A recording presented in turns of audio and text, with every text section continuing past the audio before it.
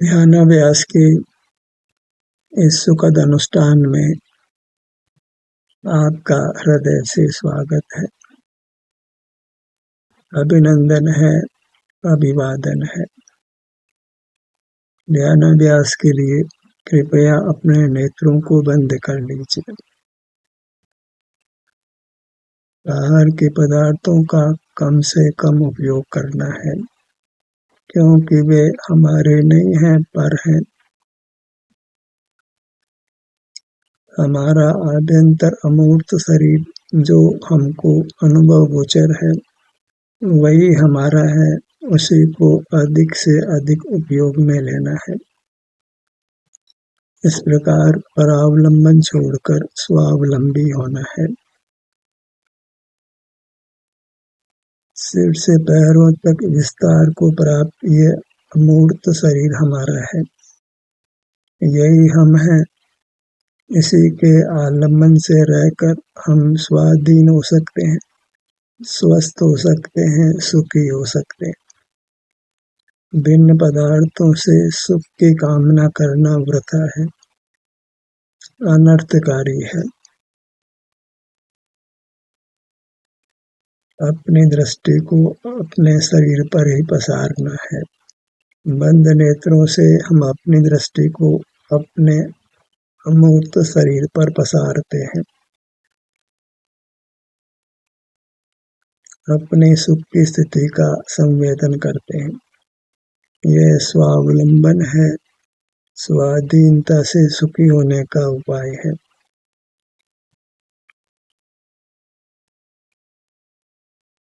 इसमें कोई जोखिम नहीं है।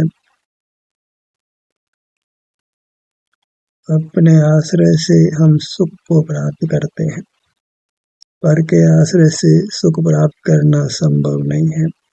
अनादि से हम पर पदार्थों का आश्रय करते आए हैं, तथापि हम शाश्वत सुख को प्राप्त नहीं कर पाए हैं।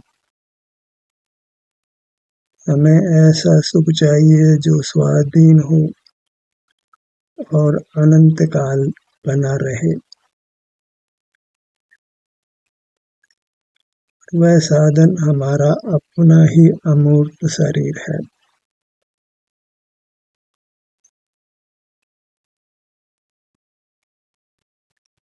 इस प्रकार निर्धार करके हमें अपने शरीर से युक्त रहना है। इसके किसी भी भाग का संवेदन करें तो हम वीतराग ही होने वाले हैं, स्वाधीन होंगे, निर्बंध होंगे।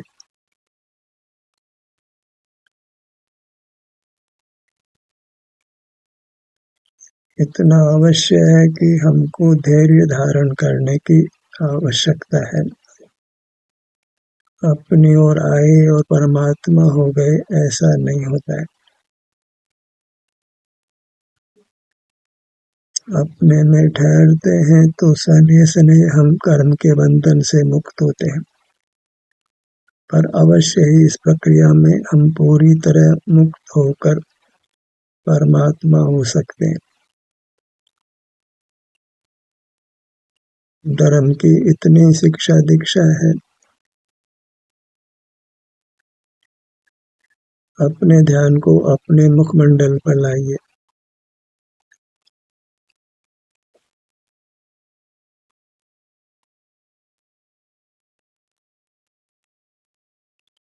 सिर से ठुड्डी तक, बाएं कान से दाएं कान तक इतने विस्तार को प्राप्त हमारा ये मुखमंडल है।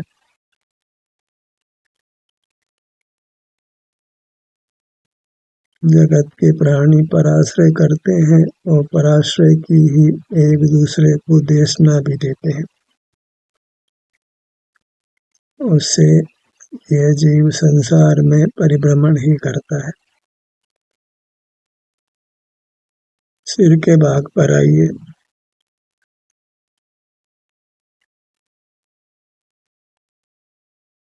अपनी वस्तु अभिन्न है, इसलिए उसको पाने के लिए कहीं जाना नहीं होता है।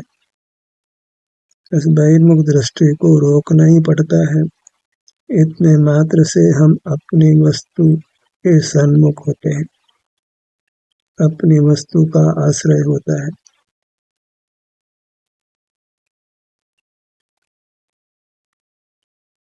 ललाट का भाग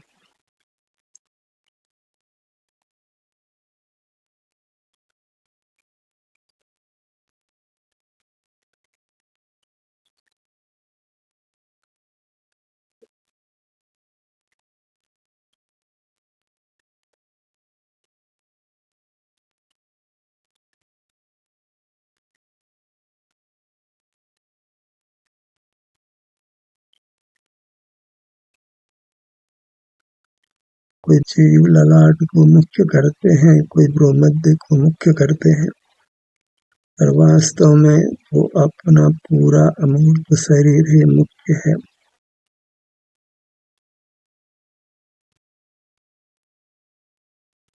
गौण नहीं है, हमें सकल बाह्य पदार्थों को ही गौण करना है।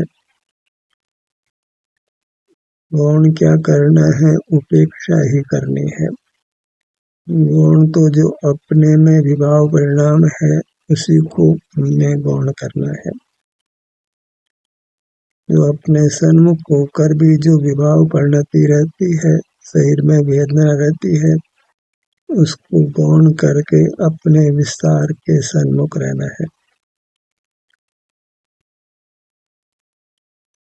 गौण तो इसलिए करना है कि उस वृत्ति में सदा बने नहीं रहना है।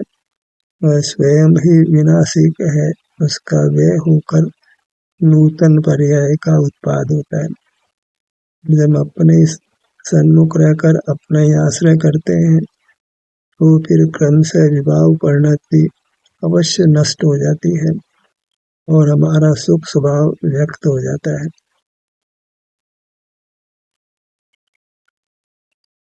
दोनों भुवों का मध्य भाग भ्रूमध्य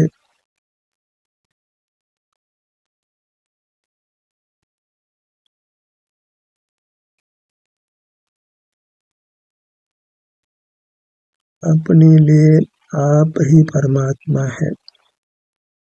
अपने सन्मुख होना ही वास्तविक परमात्म दर्शन है। इसी में ठहरना ही वास्तविक परमात्मा की आराधना करना है। यह सब निर्विकल्प है और शांति के अनुभव रूप है।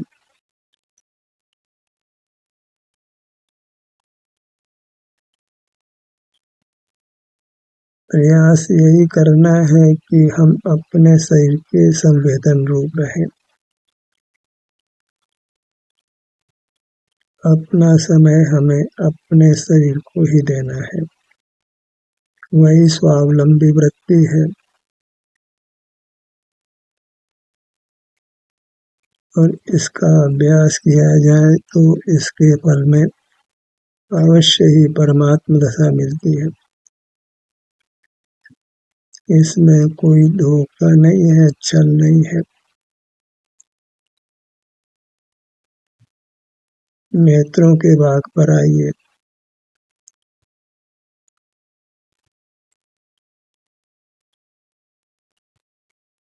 जगत के प्राणियों को पर पदार्थों का ही पक्ष वर्तता है, इसलिए प्रयास यही करना है कि जगत के प्राणियों के साथ हम व्यवहार नहीं करें, क्योंकि जैसे कोयले की दलाली में काले हाथ अवश्य होते हैं, ऐसे ही जगत के प्राणियों के साथ व्यवहार करने से हम अवश्य ही परावलंबी हो जाते हैं, क्योंकि सर्वत्र परावलंबन की ही चर्चा है।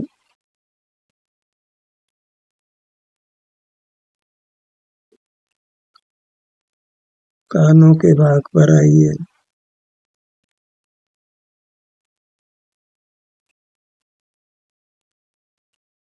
बायां कान, दायां कान।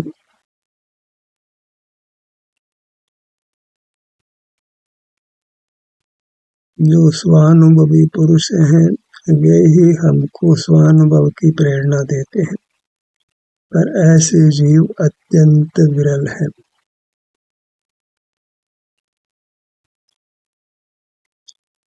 उन्हीं के आश्रय से हम शीघ्र ही अपने सन्मुख हो जाते हैं।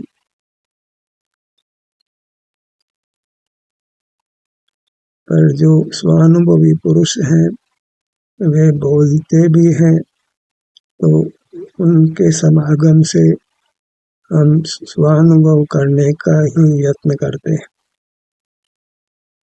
लौकिक जनों से दूर ही वर्तना है।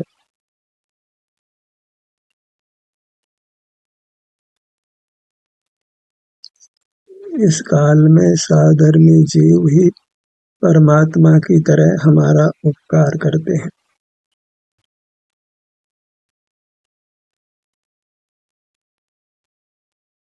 परमात्मा तो मौन रहते हैं, वास्तव में तो जो स्वानुभवी पुरुष हैं वे ही हमारे लिए परमात्मा समान होते हैं। उन्हीं की देशना हमको अपने सन्मुख करती है। नासिका भाग पर आइए।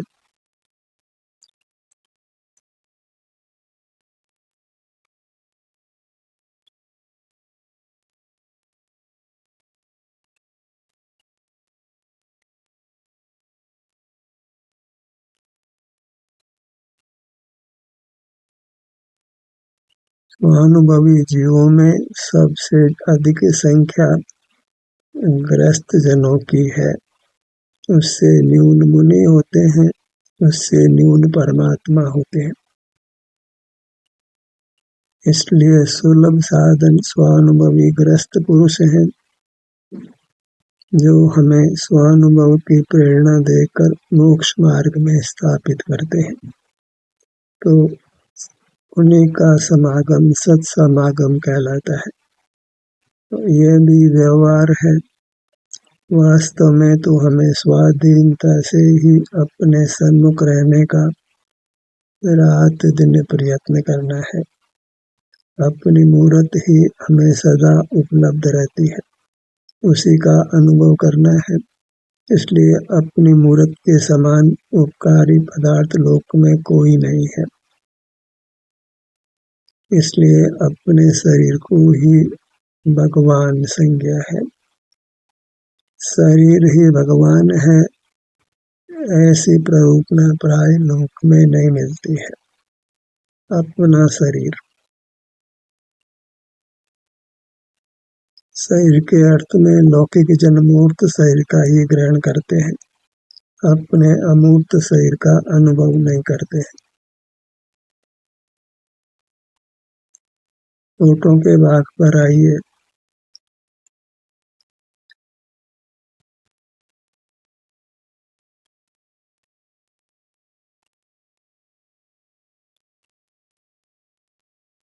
वैमुखता की देशना ही प्राय मिलती है।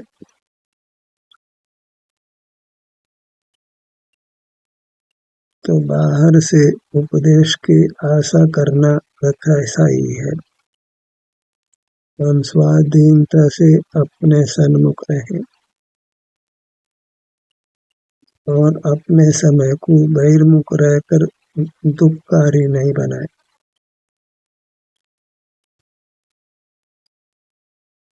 मुख के भीतर ऊपर की दंत पंक्ति,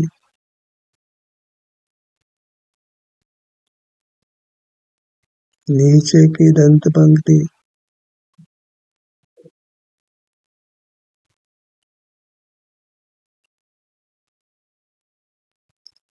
जिह्वा,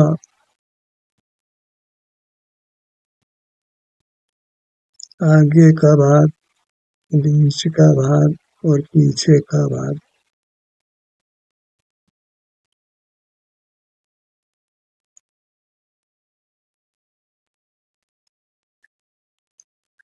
आलू,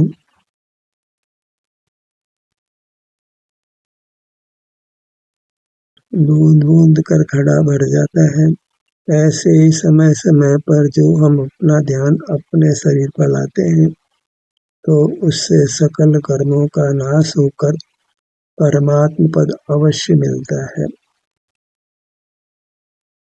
बस थोड़ा धैर्य धारण करना है।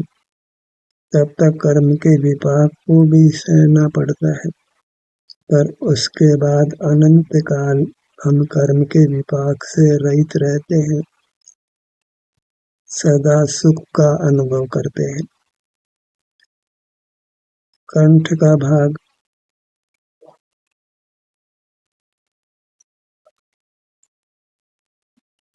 गर्दन।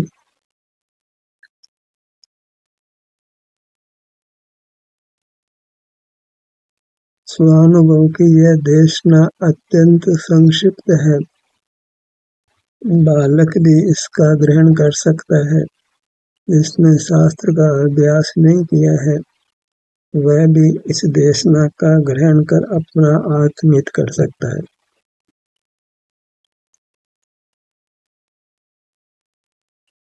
स्वावलंबन की देशना लंबी नहीं होती है, इसका उपदेश अत्यंत संक्षिप्त ही होता है। ये मार्ग सिमटने रूप है, अपने शरीर तक सिमटने तक है।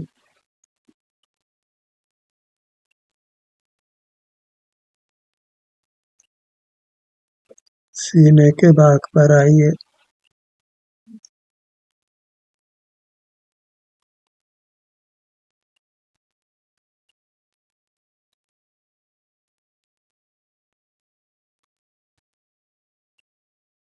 अभी तो इस तरह सत्र से जुड़ने मात्र से कितने ही व्यक्ति ध्यानाभ्यास की देशना करने के योग्य हो गए हैं। हृदय स्थान।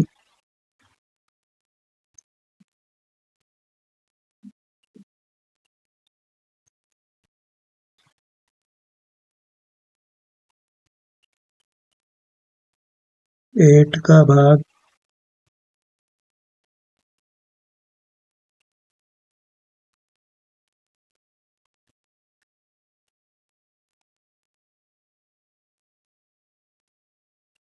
पीठ के भाग पर आइए। विशाल भागों का तो संवेदन अत्यंत सुगमता से होता है, कोई उसके लिए यत्न भी नहीं करना पड़ता है। कोई अपनी परिणति को सूक्ष्म करो ऐसा भी नहीं है। विशाल पीठ का भाग।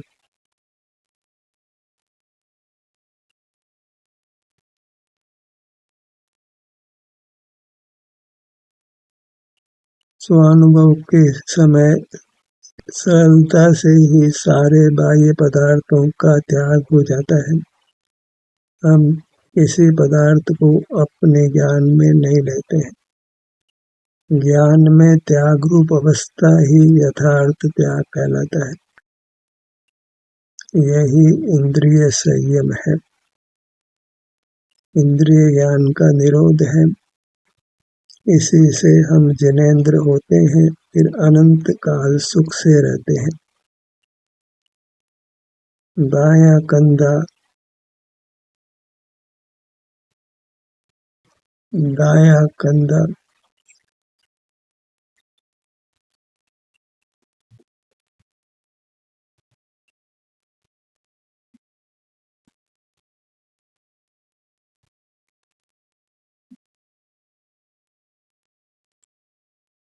स्वानुभव अत्यंत सुगम होने पर भी, सुखद होने पर भी कितने लोग इसको स्वीकार नहीं करते हैं। वह सब उनके तीव्र मोह का उदय दर्शाता है। दाहिनी भुजा पर आइए।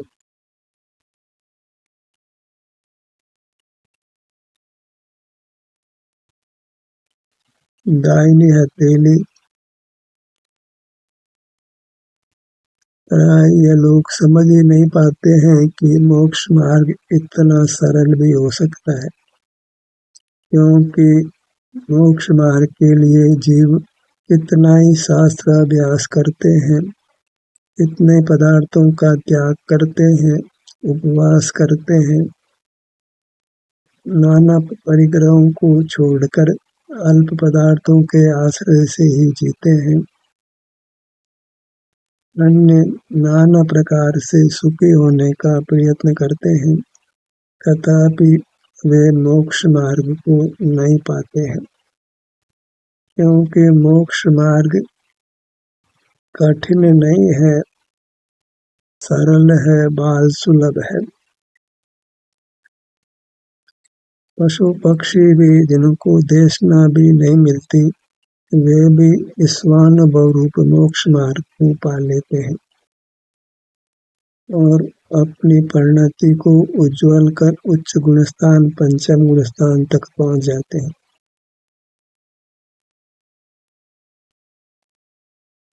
दाहिने हाथ की पांचों उंगलियां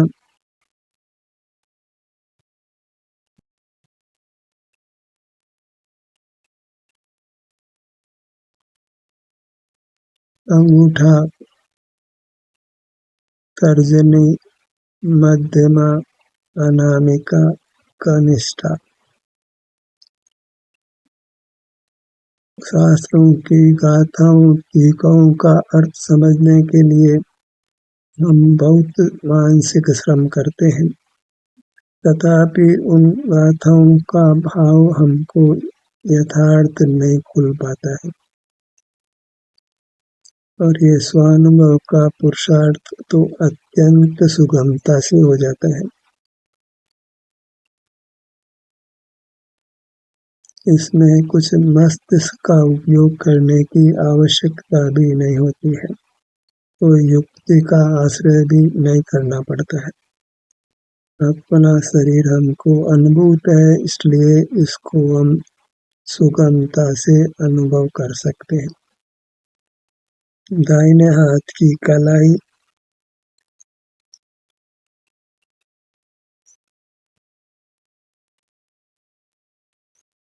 कलाई से कोहनी तक की आगे की भुजा, ये आत्मदर्शन है। ऐसे जीव स्वर्ग और मोक्ष को प्राप्त करता है।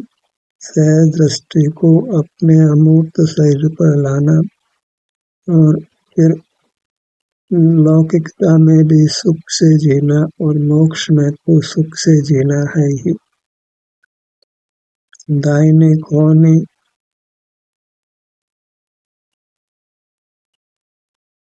ये सहज स्वावलंबन है, अपना ही आलंबन है, इसमें किसी मूर्त पर पदार्थ का आश्रय नहीं है।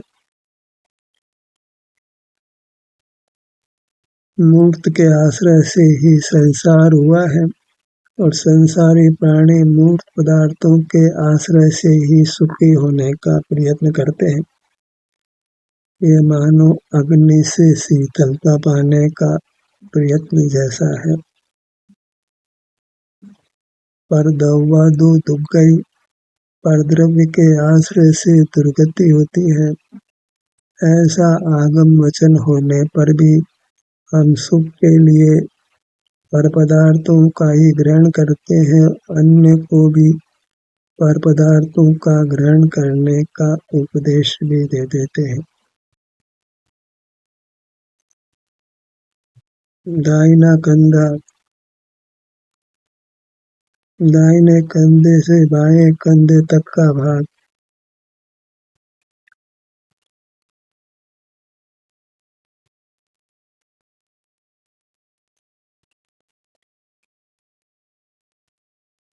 बायां कंधा,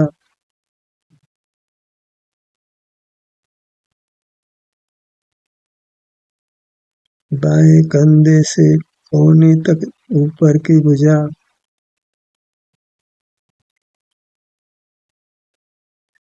कोहनी, कोहनी से कलाई तक आगे की भुजा, बाईं हथेली, पांचों उंगलियां, दाहिना पैर,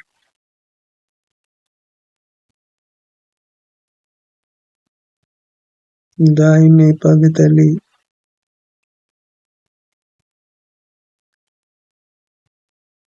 पांचों अंगुलियां एड़ी रखना, रखने से घुटने तक निचला पैर, घुटना, घुटने से ऊपर जंघा भाग,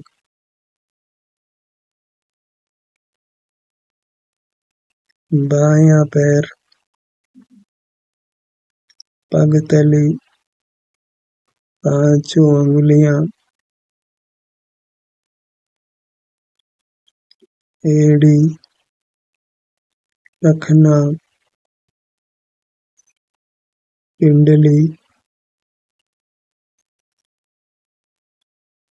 घुटना, जंघा।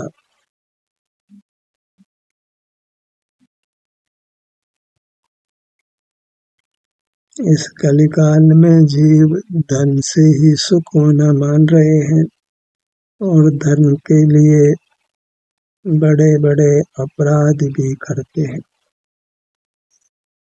उससे सुख तो नहीं पाते, नाना दुखों में ही पड़ जाते हैं।